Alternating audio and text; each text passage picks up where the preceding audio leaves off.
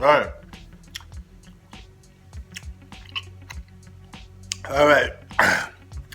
Now we're down to number two, the second most overrated basketball player of all time. Uh, this was good. So I got I'm gonna eat healthier one day, but I do have lettuce in here with my rice, macaroni salad, and tocino, which is a Filipino meat dish. All right.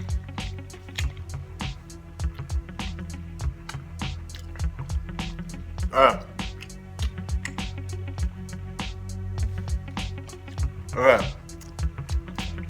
Back. Mmm. Mmm.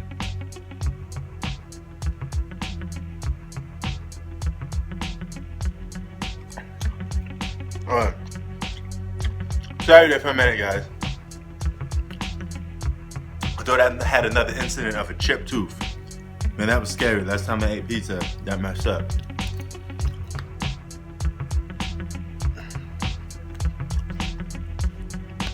Hold on. Let's continue this in a minute. Hold on.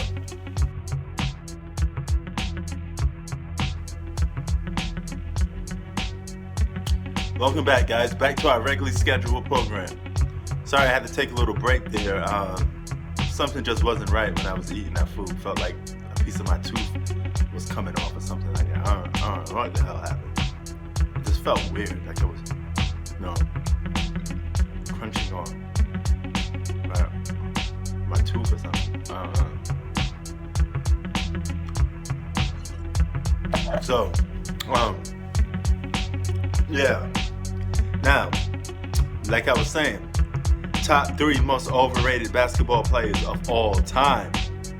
Ranking in at number two, I have to go with the guy out of Georgetown.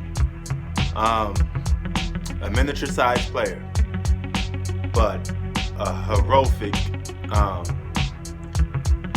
if that's a word,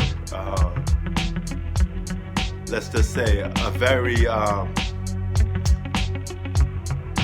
non-efficient player, another non-efficient player, another guy that can shoot you out of game. This guy's none other than the answer, Allen Iverson. Now, this guy has a lot of good influence on the general public because Allen Iverson did brought hip-hop culture to the NBA. But with that hip-hop culture, sadly, winning didn't follow. This guy could have been the next Isaiah Thomas. He could have been a champion like the next Isaiah Thomas. I know what you're saying. Well, Allen Iverson didn't play with, another all-star like Isaiah Thomas did.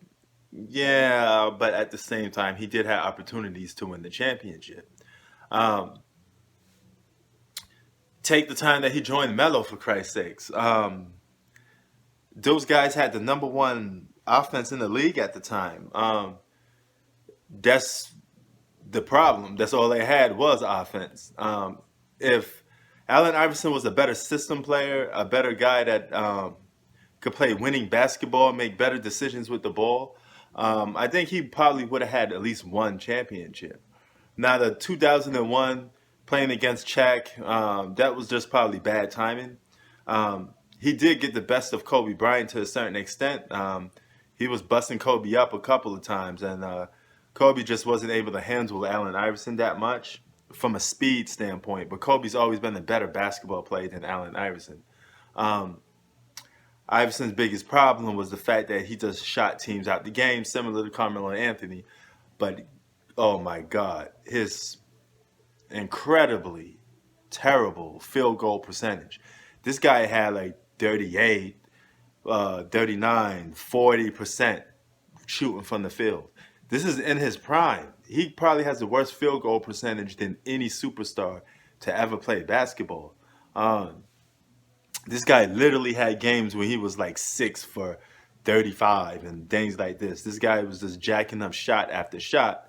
but you didn't really care about it too much because he looked it like you, and he was an underdog, and he had you know, a go get it attitude, and a lot of people like that. So he was a good fan favorite. I give him that. Now, other thing, he was a good underrated defensive player off the ball. Okay, he was good at stealing the ball off the ball from steals or taking you by surprise and stealing the ball, whether it was coming to an inbound or rather you was dribbling and you didn't see him coming from the other side and he would steal the ball from you. Iverson was good at that, yeah, but Iverson by far was one of the worst scorers for a superstar in NBA history.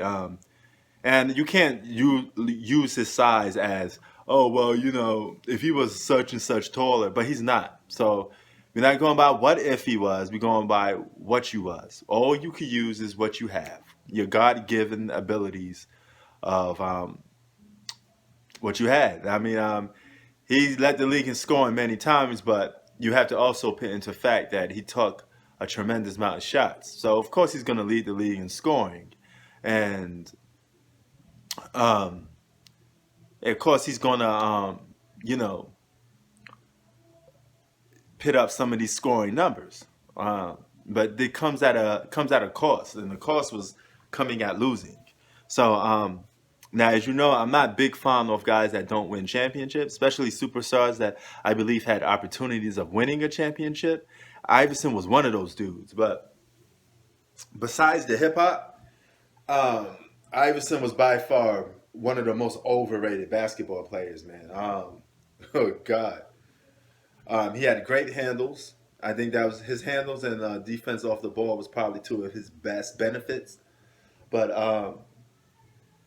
oof, I mean, outside of that, he was just flat out, um, overrated. And like I keep telling people, the term overrated just means get more credit than what you deserve. I mean, there's some people out there that try to even combat Iverson with a LeBron James or Michael Jordan. Iverson is not even in the same ballpark with these dudes, man.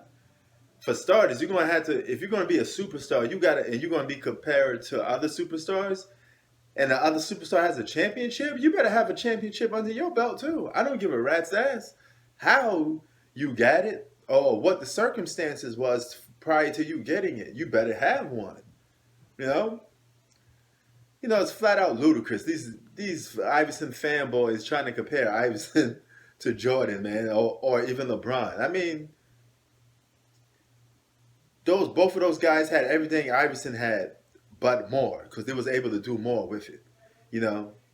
Now, some people say Iverson was an underrated passer or playmaker. Iverson was not a good playmaker. I mean, he held the ball in his hands most of the time. So whenever he gave the ball up, of course, the other guy was going to score at some point because, I mean, if you're holding on to the ball all the time, you pass the ball to somebody, they're bound to score sooner or later because you have to pass the ball. You're holding the ball too long. This could be considered a form of stat padding because when you're ball dominant like Allen Iverson and you're holding on to the ball too long, some of your numbers are going to get inflated. Okay, hence a James Harden or sometimes even a LeBron James. Speaking of those two guys, LeBron won't be on this list because he got the championships. But James Harden, you're not too far off from this list if you don't win, or at least do something to put your team into a better winning situation. I'm not holding guys that don't win the championship that to be all say all about their career. I understand sometimes it all goes by the circumstances. Because winning a championship goes by the circumstances too. And once you win the championship, it goes by how you won it and under what situation have you won that championship in is how we're going to rank you, right? So, with that being said, I could go into more detail and talk about Iverson's numbers, but I don't want to. I think some of you guys are actually, if you get to watch this video, you probably know his numbers already and how I just broke down how stats go by. You could tell how he's getting some of these numbers. But anyway, Iverson, number 2, most overrated basketball player of all time. Peace.